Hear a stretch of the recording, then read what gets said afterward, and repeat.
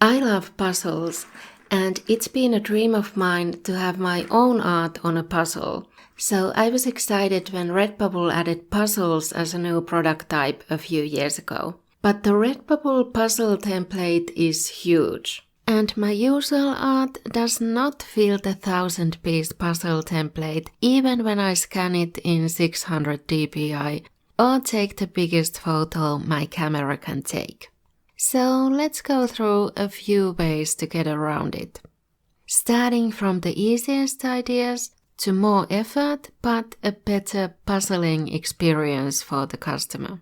An obvious one is removing the background from your art, which I'm doing here in GIMP, and then using the tiling tool in Redbubble to turn your art into a repeating pattern that fills the whole puzzle. You could use the regular grid or the offset grid.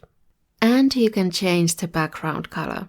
But this one might be kind of boring, especially as a big puzzle, since it's the same thing repeating over and over. You could also make the repeating pattern more interesting by adding more elements. So I made 2 drawings of different types of fruit cut open and cut out the white background from the scan, and I'm rearranging the first page of drawings on a rectangle canvas in GIMP. You can use the rotate tool to tilt them too, and I'm saving it as a PNG image without a background. Then I'm making the canvas a bit bigger to make room for the second page of drawings at image canvas size. You might need to try a few times to find the right size. I went from a 5000 pixels wide canvas to 7000 pixels. I'm moving the first image in the middle and then turning the layer to image size, or you might want to merge it down to the background layer. And to make the repeating pattern, go to Layer, Transform, Offset, and click on the first button to offset both by width and height.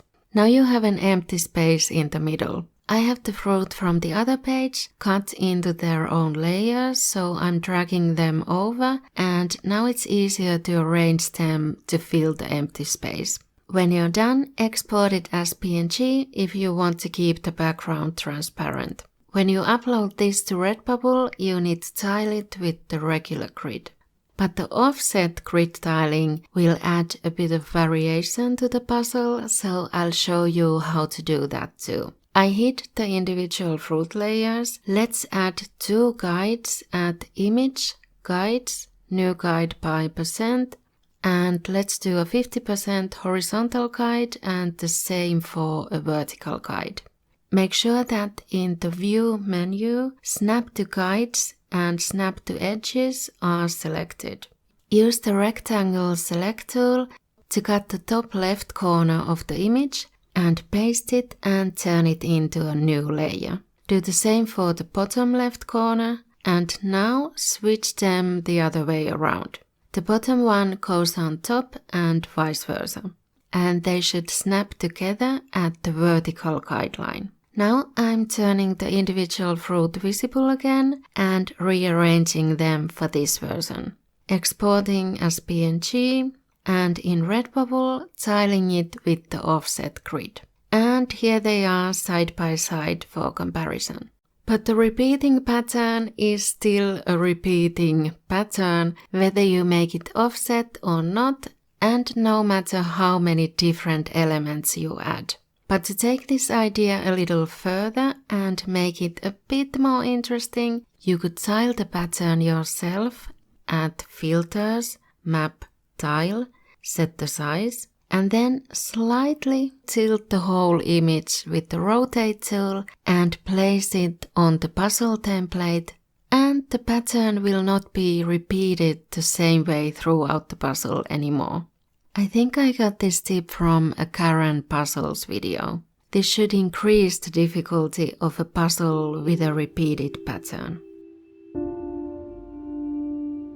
And speaking of the template, you can download the puzzle template from Redbubble's blog. I link it below in the video description. And place the elements directly on the template in a more random pattern. The template is 9075 pixels wide, and I think I made this a square so it would fit some other products too, either on Redbubble or Society6. And Society6 does have puzzles too, by the way. And it's a smaller template, so the puzzle images you make for Redbubble will work for Society6 too. So I'm duplicating the lovebirds and turning some of them into mirror images and adding hearts with the text tool as a keyboard symbol by pressing Alt 3. Making the heart a little bigger and the birds a little smaller and rearranging the elements into a random pattern, which should make the puzzle a bit harder to complete because the elements are not repeating at regular intervals.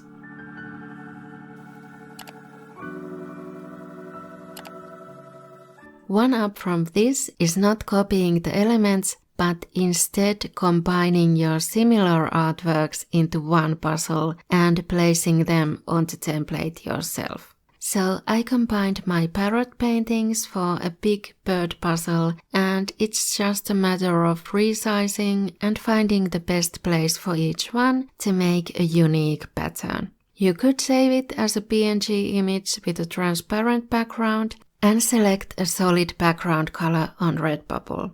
But we can also do something else with the background. If you want to make the puzzle easier to solve, you could add a gradient background color with the gradient tool in GIMP. Choose the colors and the shape. I tried the radial one but settled for a linear gradient. Or you could use stripes with no gradient, straight or diagonal, or some other kind of color blocking. This would help especially if you're making a repeating pattern puzzle. And you can save it as a JPEG since you don't need the transparency for this one. And I think Society6 wants JPEGs for some products. But how about if your art is big enough for a 1000-piece puzzle, but it's too big for your scanner? I tried out a free way to scan my bigger art in high quality in this video. See you there!